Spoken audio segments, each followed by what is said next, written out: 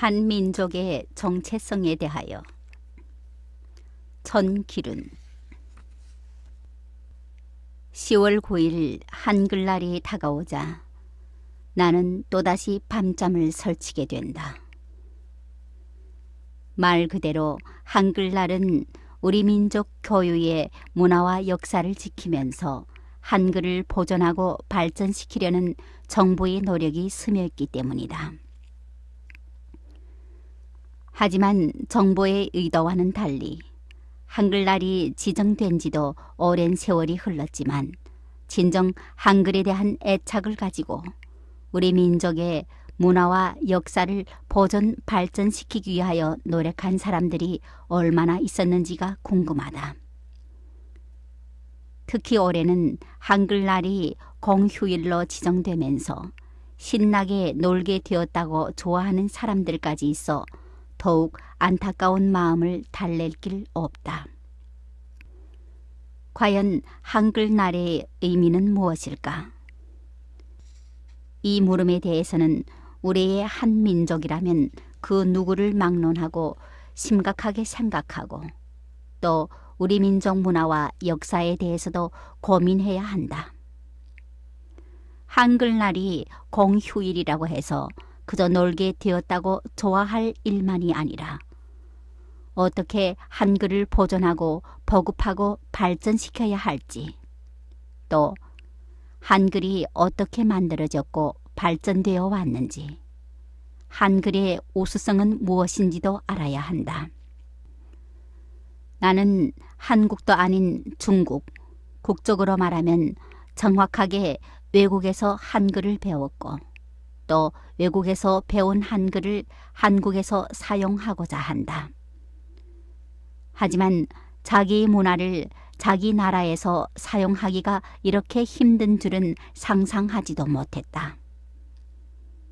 참으로 어이가 없고 기가 막힌 일이다. 통곡이라도 하면 해결될 일이라면 나는 매일이라도 통곡하고 싶은 마음이다.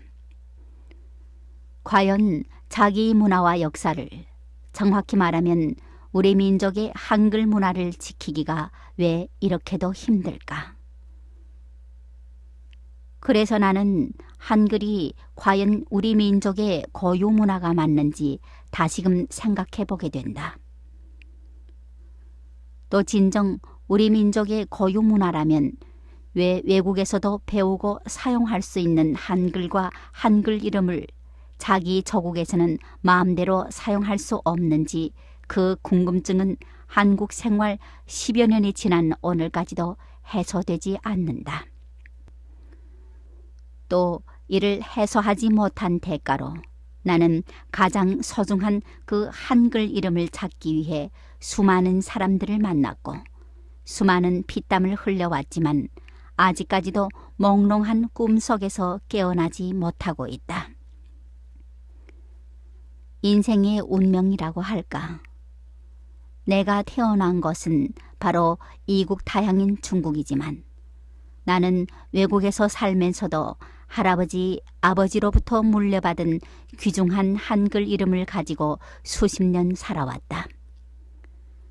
이처럼 애지중지하던 한글 이름은 그동안 중국에서 살면서 아무런 지장 없이 사용하여 왔다. 학교에 입학하면서부터 정규적인 한글 교육을 받았고 중국에서 대학 시험을 치를 때도 그 소중한 한글로 대학 시험을 치렀다. 그 덕분에 엄청난 혜택도 받았다. 하지만 정작 한국에서 생활하면서부터는 한글 문화가 외래어에 밀려 제대로 보급되지 않는다는 생각이 들었고 또 외국에서 배우고 지켜온 자신의 소중한 한글 이름마저도 사용할 수가 없어 그 이름을 찾아 떠났다. 세종대왕이 만든 한글은 사용하기가 편하고 또 발음마저 정확하여 우리 민족은 물론이고 외국인들까지도 사용하기 좋아한다. 하지만 지금 우리 주위에는 이처럼 우수한 한글을 보급 발전시키는 데 앞장서는 사람들이 줄어든 반면 길거리마다 온통 외래어로 된 간판이나 외래어가 살판치고 있다. 이와 반대로 중국에서는 소수민족 정책의 일환으로 한 민족에게는 민족문화, 즉 한글을 배울 수 있도록 한글 학교를 지어주고 교사를 배양하여 한글 교육을 받을 수 있는 교육 프로그램을 실시하고 있다. 특히 연변 지역에서는 자신의 신분증에 떳떳하게 한글 이름을 상단에 표시하고 그 밑에 한자를 병기해주는 등 소수민족 정책을 펼치고 있다. 하다면 한국의 경우는 어떠할까? 현재 국내에 거주하는 중국 동포는 무려 50만 명에 달하고 있지만 아직까지 이들이 신분증에 한글 이름이 위에 쓰여 있는 사람은 한 명도 없다. 분명 한 민족이고 또 자신의 한글 이름이 있음에도 불구하고 아직까지 자신의 이름을 찾지 못하는 이유는 무엇일까? 그것은 다름 아닌 우리 민족의 정체성이 문제 있기 때문이라고 생각된다. 자신의 한글 이름을 찾지 못하는 서름, 한민족의 문화를 지키지 못하는 책임감, 외국에서도 잊지 않고 배워온 한글을 정작 자신이 나라에서는 사용할 수 없는 참으로 억울한 현실에 반발하여 나는 그 이름, 아니 한민족의 정체성을 꼭 찾고만 싶은 마음에 오늘도 내일도 뛰고 또 뛰어다니고 있다. 지난 2008년 나는 법인 등기를 하고자 법무사를 찾았다가 황당한 일에 말문이 막혀버렸다. 법무사는 나의 이름 전기룬을 무조건 중국식 발음대로 한글로 최지윈이라고 적어야 한다고 했다. 참으로 서글프기 그지없었다. 수십 년간 써오던 한글 이름을 한국에서 쓸 수 없다는 것이 너무나도 이해가지 않았다. 과연 나의 한글 이름이 사라지는 게 아닌가 걱정이 앞섰지만 하루빨리 사업자 등록증을 받아야 하는 급한 마음에 더는 기다릴 수만 없었다. 내키지 않는 대로 나는 중국식 발음대로 한글로 최지윈이라는 엉뚱한 이름을 적을 수밖에 없었다. 그런데 일은 여기서 끝나지 않고 똑같은 일이 발생했다. 은행에서 법인 통장을 만들고자 중국에서 배운 한글로 이름 전기룬을 신청서에 적어놓고 은행 직원이 법인 통장을 주기만 기다렸다. 하지만 10분이 지나고 20분이 지나도 나의 법인 통장은 나오지 않았다. 은행 직원도 나의 통장을 만드느라고 땀을 뻘뻘 흘리고 있었다. 내가 쓴 한글 이름 전기룬이 전산에 등록되지 않기 때문이었다. 은행 직원은 수시로 본사와 통화하면서 외국인이 계좌 발급에 대한 새로운 정책이 있는지, 어디가 잘못되었는지 상담하면서 최선을 다하고 있었지만 전산 등록은 끝내 되지 않았다. 옆에서 이 광경을 지켜보던 나는 짚히는 데가 있어 그 직원한테 한국에서 쓰는 합성어의 형태로 다시 최지윈을 적어주면서 입력해보라고 했다. 신기하게도 바로 전산 처리가 완료되었다. 은행 직원은 안도의 숨을 내쉬고 있었지만 옆에 있던 나의 마음은 허전하기만 했다. 중국에서 살면서 말을 배우면서부터 시작하여 한글을 배워왔고 또 대학 시험마저도 한글로 답안을 적었지만 정작 한국에서는 한글 이름마저 사용할 수 없는 현실이 너무나도 안타까웠다. 어쩌면 우리 문화가 한국이 아닌 외국에서는 통하지만 정작 한국에서는 통하지 않는다는 느낌이 들었다. 중국에서 열심히 배운 한글이 사라지는 느낌이었다. 지난 2008년부터 재외동포 비자 F4가 발급되면서 재외동포들의 지위가 높아지는 듯했다. 그러나 이것도 한순간에 지나지 않았다. 기대하던 재외동포 거소 신고증은 다양하게 나왔다. 영문 이름을 쓴 재외동포 국내 거소 신고증, 한글 이름을 쓴 재외동포 거소 신고증이 따로 발급되었다. 재외동포도 한글 재외동포가 있고 영문 재외동포가 있어야 하는지 궁금했다. 똑같이 인정하는 재외동포이지만 한글로 이름을 표기할 수가 없는 재외동포도 과연 진정한 재외동포가 될 수 있는지, 재외동포법은 과연 어떤 사람들을 재외동포라고 했었는지 그 정의가 궁금하기만 했다. 이것을 문법으로 해석해야 할지 아님 정치적으로 해석해야 하는지, 재외동포 비자는 동포로 인정한 분들에 준하여 발급하는 비자임이 틀림없다. 외국인 등록증은 관리상 그렇다고 할지라도 이미 동포로 인정된 재외동포 비자 발급자들에게는 한글 이름을 줄 수 없는 건 왜일까? 아무리 가슴에 손을 얹고 생각해봐도 정답이 떠오르지 않는다. 이처럼 한글 이름의 표기 때문에 중국 동포들은 새로운 사람으로 살아가야 한다.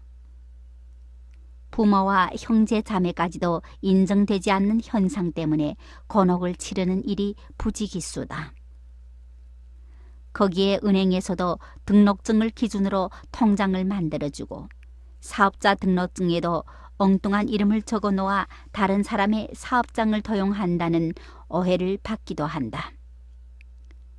참으로 하루빨리 고쳐져야 할...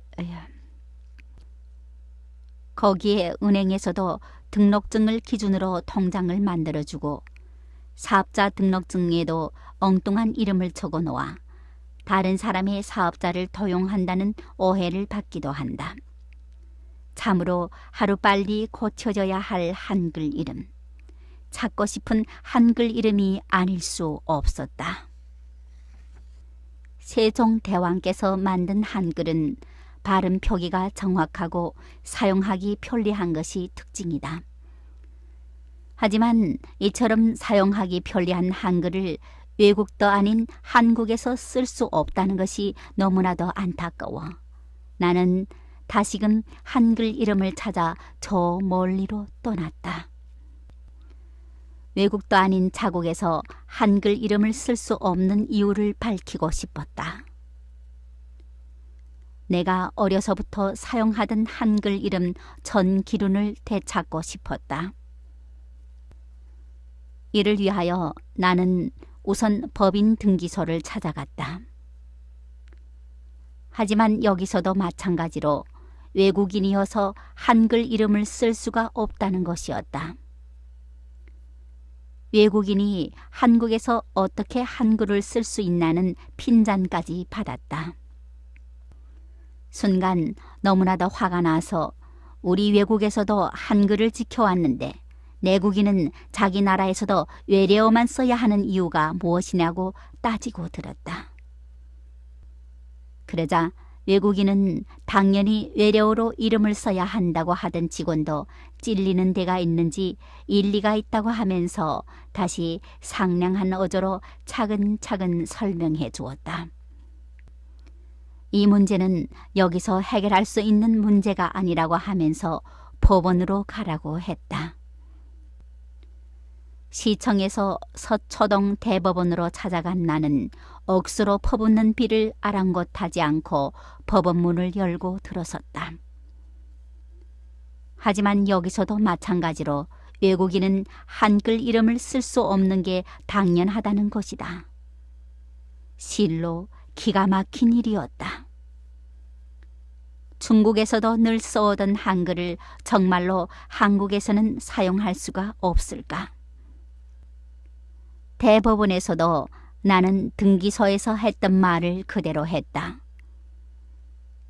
외국인이라서 한글 이름을 못 쓴다면 내국인은 왜 엉뚱한 합성어로 된 외국식 발음 최지윈을 써야 하느냐고 하면서 한글을 소중하게 여기는 외국인들보다 외래어를 선호하면서 한글을 버리려는 내국인이 뭐가 그렇게 대단하냐고 강하게 따지고 들었다.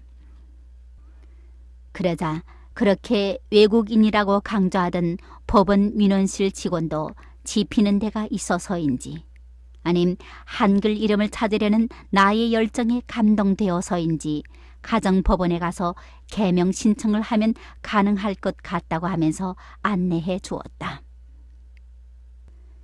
가정법원에서도 마찬가지 냉대를 받았다. 민원실 직원은 한글 이름을 찾기 위해 개명 신청을 하러 왔다는 말을 듣자 의아해하면서 묻는 말에 건성으로 대답하면서 횡설수설한다는 말까지 내비쳤다. 가뜩이나 화가 치민 나로서는 더는 참을 수가 없어서 큰 소리로 화를 냈다. 한글을 지키기가 이렇게 힘든 줄을 몰랐다. 그것도 외국이 아닌 한국에서 말이다. 외래어만 선호하고 자기 민족의 문화를 버리려고 애쓰는 내국인.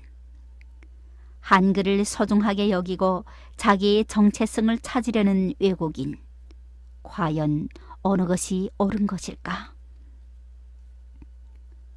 억수로 쏟아지는 빗줄기에 마음까지 울적하여 이젠 분풀이라도 하고 싶은 생각으로 다시 법원으로 들어갔다. 처음 찾아갔던 직원한테 말을 걸었다. 힘없이 다시 찾아온 나를 본 그 직원은 측은해서인지 아니면 나의 끈질긴 노력에 감동해서인지 협조해 주기 시작했다. 그는 자신이 잘 알고 있는 법인 등기소 직원한테 전화를 걸어 협조해 줄 것을 부탁했다. 그러면서 전화번호와 이름까지 적어주면서 다시 시청에 있는 법인 등기소를 찾아가 보라고 했다. 나는 다시 법인 등기소를 찾아갔다. 과연 이번에는 나를 대하는 직원의 태도부터 달라졌다. 소개를 받고 찾아간 직원은 내부적인 검토를 하겠으니 잠시 기다리라고 했다. 10여 분이 지나서 등기소 직원은 법인 등기부 등본에 최지윈이라는 발음 표기와 함께 영문을 병기해 주겠다고 했다. 큰 수확이었다. 영문대로 쓰는 것이 그래도 엉뚱한 외래어 합성인 최지윈보다는 훨씬 나았다. 희망이 생기자 나는 다시 영문 표기가 가능하다면 차라리 한자로 써주면 안 되겠느냐고 청을 들었다. 직원은 다시 기다려달라고 하고는 안으로 들어가 상의하고 오더니 가능하다는 것이었다. 너무나도 흥분되는 순간이었다. 직원에게 고맙다는 말이 절로 나왔다. 들뜬 마음에 등기부 등본을 새로 발급받았다. 등본에 반갑지 않게 찍혀 있었던 최지윈과 함께 한자 최지윈이 추가되었다. 누가 봐도 전기룬이라고 말할 수 있게 되었다.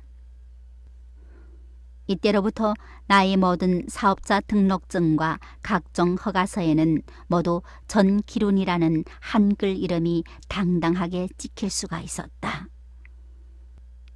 나는 다시 새로운 도전에 나섰다. 외국적 동포 거소 신고 중에도 한글을 쓰고 싶어서 출입국 사무소를 찾아갔다. 하지만 출입국 사무소에서도 아직까지는 한글 이름을 써줄 수 없단다. 할 수 없이 법무부 외국인 정책본부로 찾아가 한글 이름을 써야 하는 이유를 설명하고 구체 방안을 제시했다. 본부의 담당자도 책임자도 미처 생각지 못했던 일이지만 충분히 검토할 수 있는 내용이라고 하면서 외국적 동포 거소 신고증 신청 시 한글 이름 병기를 요구하는 신청자들에게는 한글 이름을 병기해 발급할 수 있다고 했다. 참으로 반가운 소식이 아닐 수 없었다. 외국도 아닌 한국에서 한글 이름을 찾기가 왜서 그렇게 힘들었던지, 자기의 한글 이름이 찍혀있는 신분증을 상상하면서 정말로 실현될 수 있을지 걱정되기도 했다. 그래서 등록증을 신청하는 친구들에게 지인들에게 한글 이름을 병기한 등록증을 신청해 보라고 권했다. 드디어 2011년 11월 9일 한글 이름이 병기된 등록증이 각 출입국 사무소에서 발급되기 시작했다. 그렇게도 바라고 바라던 한글 이름이 병기된 등록증을 손에 쥔 중국 동포들은 너무나도 좋아했다. 나 자신도 우리 민족의 문화와 정체성을 지켜보려는 노력이 헛되지 않아 형연할 수 없는 기쁨에 사로잡혔다. 참으로 세상의 모든 것을 얻은 기쁨이었다. 한글 이름이 병기된 신분증을 갖게 되자 또 은행을 찾아갔다.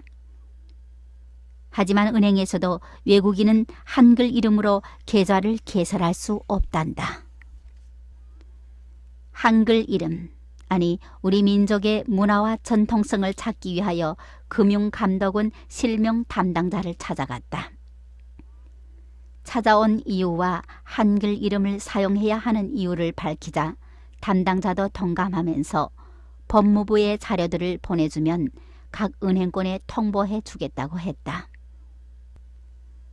이후 각 은행에서는 한글 이름으로 계좌를 발급해 주기 시작했다. 일부 지점에서는 자신들도 불편했던 일이라고 하면서 어려운 문제를 해결해 주어 고맙다는 인사까지 했다. 자신이 뛰어다닌 노력의 대가를 이제야 향수하게 된 것이다. 또 운전면허 시험장을 찾아서 면허증에 한글 이름을 표기해 줄 것을 부탁했다. 면허 시험장에서도 내부 회의를 하더니 외국적 동포 거소증에 한글 이름이 병기되었기에 한글 이름으로 된 면허증을 발급받을 수가 있다고 했다. 참으로 눈물겨운 고난의 길이 이처럼 멀고도 가까운 줄 몰랐다. 한민족의 우수한 문화와 역사에 대한 보존과 보급, 한민족의 정체성을 위한 노력의 한계는 과연 어디까지일까? 이 모든 것을 위하여 뛰어다닌 그 순간, 그 발자국마다의 고인 땀방울이 앞으로 수많은 제한 외국적 동포들의 마음을 녹여주고 그들이 한국 생활 정착에 불편 없는 삶을 살 수 있게 되었으면 하는 바람이다.